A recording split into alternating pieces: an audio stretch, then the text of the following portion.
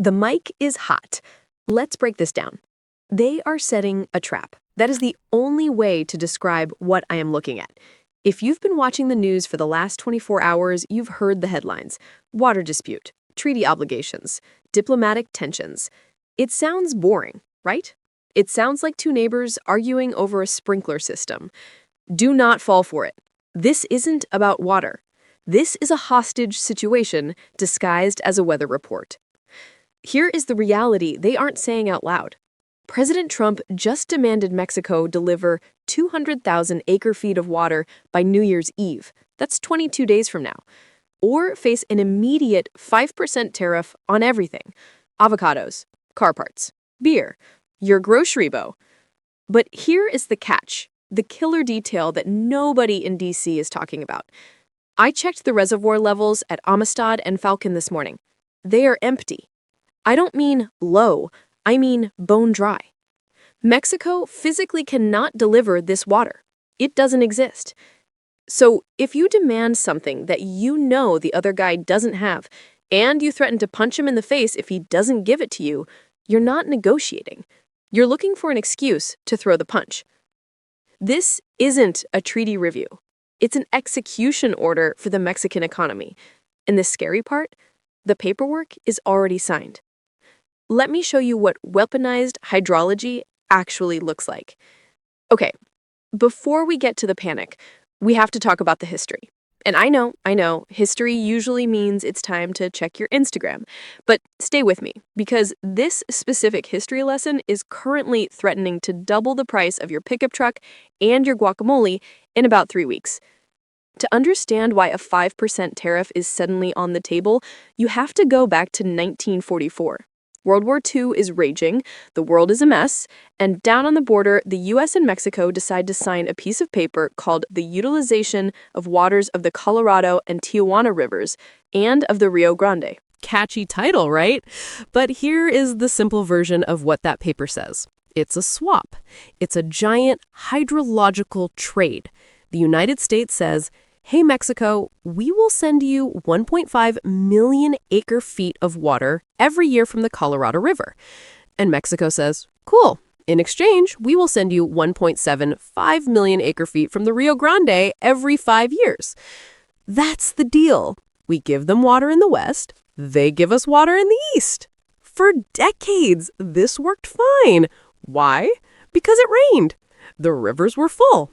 Everyone was happy. But here's the problem with signing a treaty in 1944. You didn't account for 2025. You didn't account for climate change. You definitely didn't account for massive agricultural explosions in Chihuahua. And you definitely didn't account for the Rio Grande turning into a glorified creek. This is where the train comes off the tracks. Fast forward to October 2025. That was the end of the latest 5-year cycle. This is the deadline where the accountants come out and check the books. And when the U.S. looked at the ledger, they found a massive hole. Mexico is short. And I don't mean, whoops, we missed a payment short. I mean, they're catastrophically behind. According to the numbers Trump is citing, and these numbers are backed up by the International Boundary and Water Commission, Mexico owes us over 800,000 acre-feet of water. To put that in perspective, that's enough water to flood the entire city of Manhattan. Wait, let me check the math. Yeah, that's enough to cover a massive chunk of Texas farmland for a year. It's a huge amount of water. So, on paper, Trump is right. Mexico signed a contract. They didn't pay. Now the bill collectors are here. But, and this is the but that should scare you, this isn't a normal debt. If you owe the bank money, you can print more money. You can sell a car, you can take a loan, but you cannot print water. This is the catalyst. This is the moment everything broke.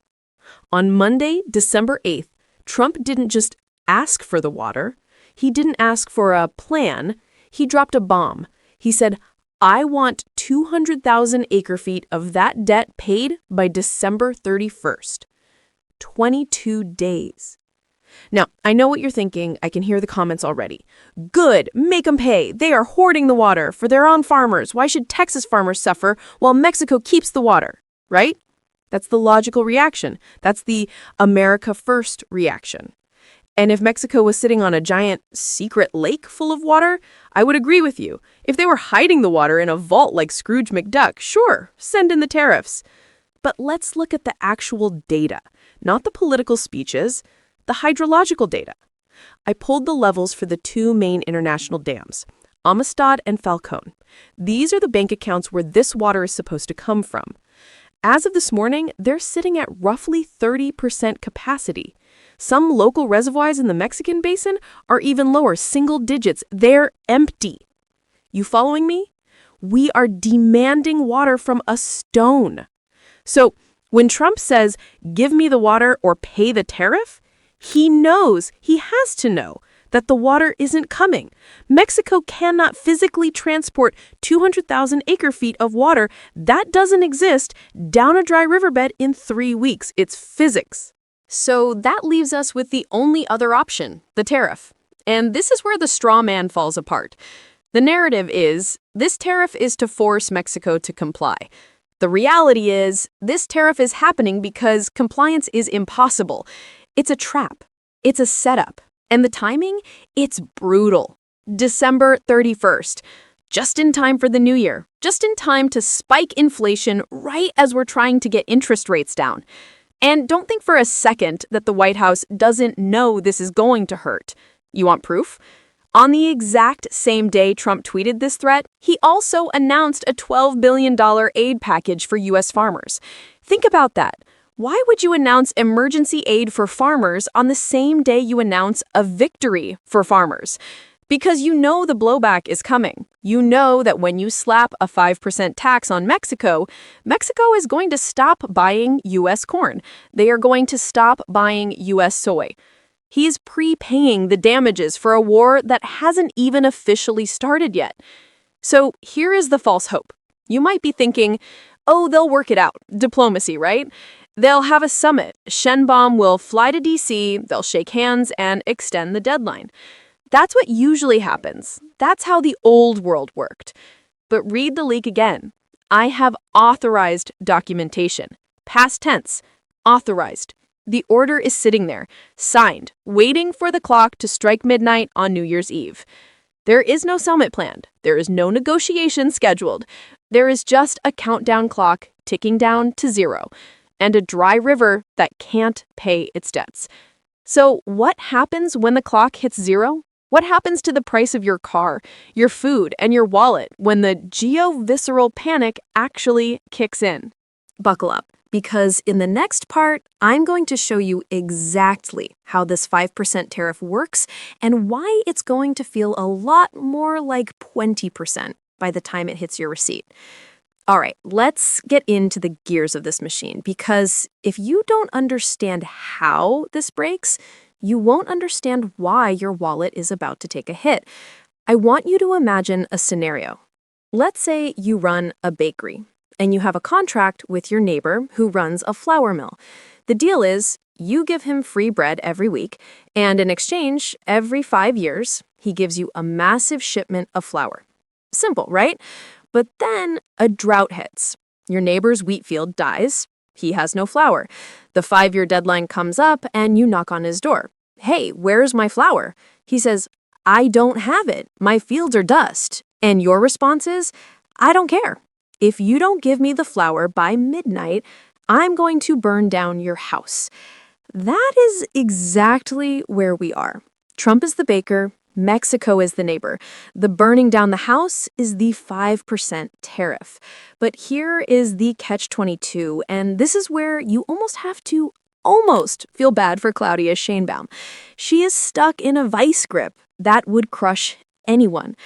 If she complies, if she somehow magically drains the last remaining drops from the Chihuahua reservoirs to pay Trump, she destroys her own farmers. We have seen this movie before. Remember the Boquilla Dam protests a few years ago? Mexican farmers literally fought the National Guard with sticks and rocks to stop them from sending water to the U.S. They took over the dam. People died. If Sheinbaum releases that water now, in the middle of a drought, she is signing a political death warrant. She risks a revolution in her northern states. But if she refuses, if she says, "Sorry, Donald, we just can't do it," then the tariff hits. And a 5% tariff on the Mexican economy isn't a fine. It's a heart attack. Mexico sends 80% of its exports to the U.S. If you tax that, factories close, the peso collapses, investors flee. She's trapped. If she turns left, civil war. If she turns right, economic collapse. And Trump knows it. I know, it sounds crazy. You're sitting there thinking, wait, why are we doing this? If we know they can't pay, why force the issue? Because chaos is the point. Or at least leverage is the point. But here is the part that they aren't saying on the evening news. Here is the mechanism that is going to hurt you. When we say Trump hits Mexico with a tariff, it sounds like Mexico writes a check to the U.S. Treasury. That is not how tariffs work. Let me say this slowly because it matters. Mexico does not pay the tariff. The importer pays the tariff. That means Ford. That means General Motors. That means the company that imports your avocado, your Corona, your strawberries, and your flat-screen TV. When that truck crosses the bridge at Laredo, the U.S. company has to pay that 5% tax to U.S. Customs. And do you think Ford is just going to eat that cost? Do you think the grocery store is going to say, oh, well, we'll just make less money this week? No, they pass it on to you immediately. A 5% tariff at the border usually translates to a 10 to 15% price hike by the time it hits the shelf, because every middleman adds their margin on top of the new higher cost. Let's trace the domino effect. This is what keeps me up at night. Domino 1, the produce aisle, 2026. The deadline is December 31st. The tariff hits January 1. What happens in January and February? The Super Bowl. Where do the avocados come from? Mexico. Where do the tomatoes come from? Mexico. Where do the berries come from? Mexico. Suddenly, a bag of limes isn't $3. It's $6. A bowl of guacamole at a party becomes a luxury item. This hits the working class first. It hits the grocery bill instantly. Domino 2. The auto industry, March 2026. This is the big one. The North American auto industry is a Frankenstein monster of efficiency. A car part might cross the U.S.-Mexico border 7 times before the car is finished. The seat is made in Mexico, sent to Texas for assembly, sent back to Mexico for covering, sent to Michigan for the final car. If you slap a 5% tax on every single crossing, you aren't taxing the car once, you are taxing it 7 times. The cost of a new F-150 or a Chevy Silverado doesn't go up by 5%. It skyrockets. And what does that do to U.S. auto workers? Sales drop. Factories slow down. Shifts get cut. See? We started with water in the Rio Grande, and we ended with layoffs in Detroit. Domino 3. The retaliation. Mexico won't just take this. They can't.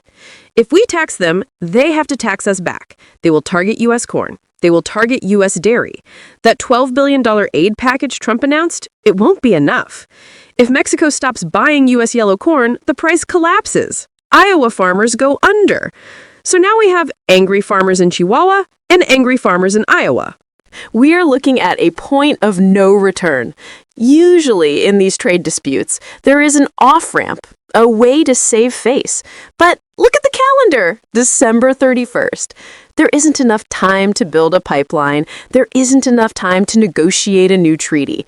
Unless God himself makes it rain 800,000 acre-feet of water over the Amistad Dam in the next 3 weeks, the condition cannot be met.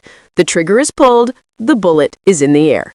We are just waiting for it to hit. And the scariest part? This might just be the warm-up act. Because if Trump is willing to tear up the 1944 water treaty, he just signaled to the world, contracts don't matter. Leverage matters. So if you're a business owner, how do you plan for that? You can't. You freeze. You stop hiring. You hoard cash. That is how a water war turns into a recession. The mechanism is set. The gears are turning. So what does the world look like on January 1st? And more importantly, what should you be doing right now to prepare?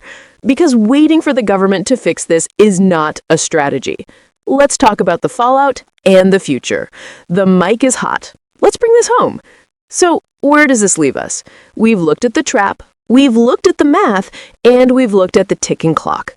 Now we have to look at your future, because whether you live in El Paso, Detroit, or a suburb in Ohio, January 1st, 2026 is gonna feel different.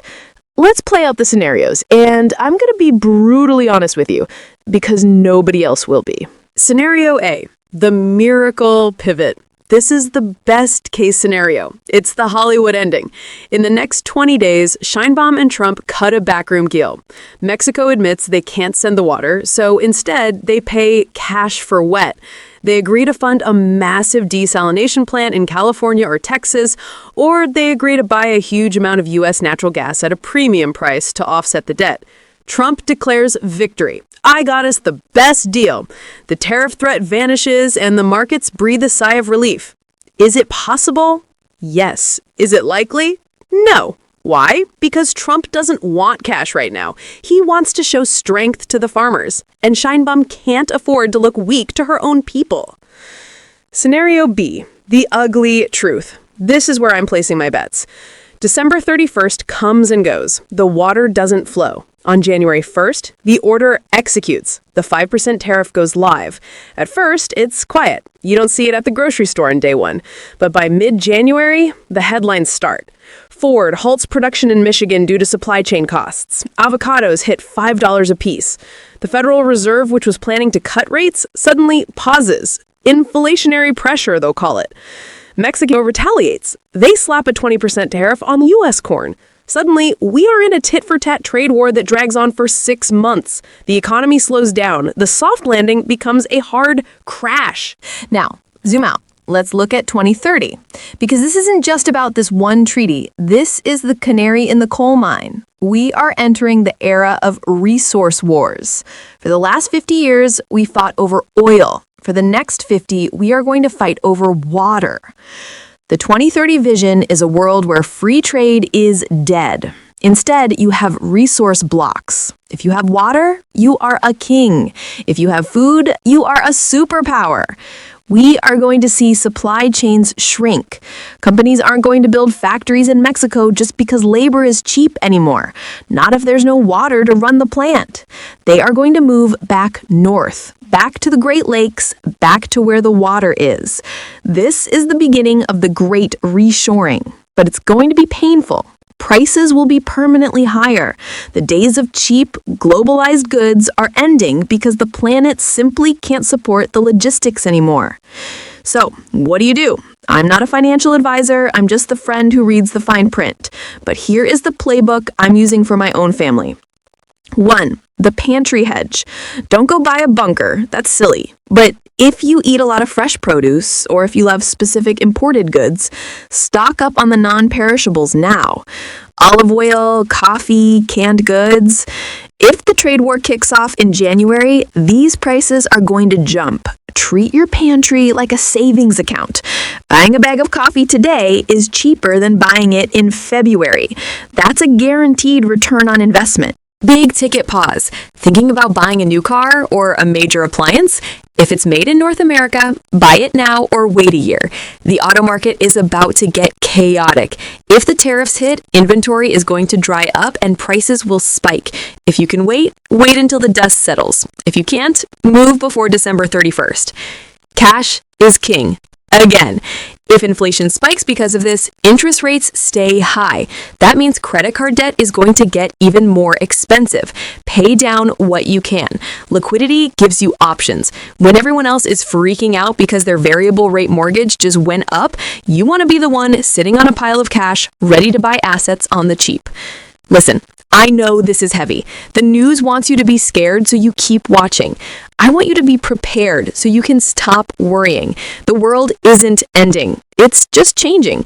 The water war is here. It's real. And now, unlike 99% of the population, you actually know what it means. You know that when the headline says tariff, the reality is resource crisis. You're ahead of the curve. Stay there. Keep your eyes on the border, keep your eyes on the water levels, and for God's sakes, go buy some avocados while you still can. I'll see you in the next one.